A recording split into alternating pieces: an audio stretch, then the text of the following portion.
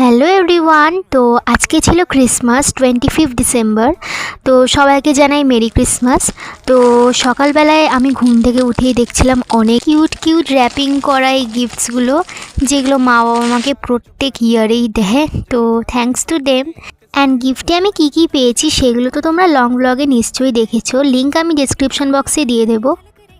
তারপর এখানে আমি চান করে একেবারে একটা ক্যাডবেরি খাচ্ছিলাম।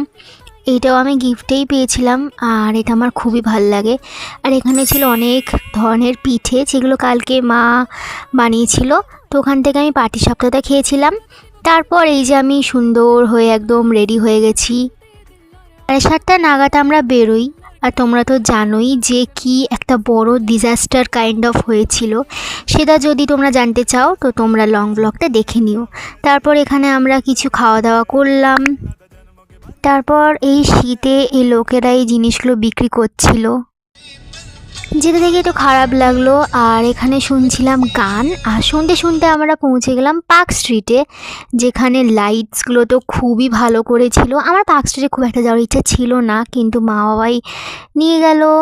আর যাওয়ার কথা ছিল তো অন্য জায়গায়, সেটা তো আর হলো না। তারপর এখানে এই জিনিসগুলো দেখছিলাম, ছোট্ট ছোট্ট স্টল বসেছিল।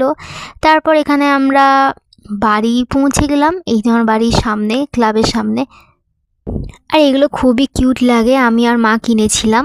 আর তখন বাজছিল প্রায় 2টো রাতে। এখানে মাটন বিরিয়ানি খেয়ে ঘুমিয়ে পড়লাম। তো থ্যাঙ্কস ফর ওয়াচিং।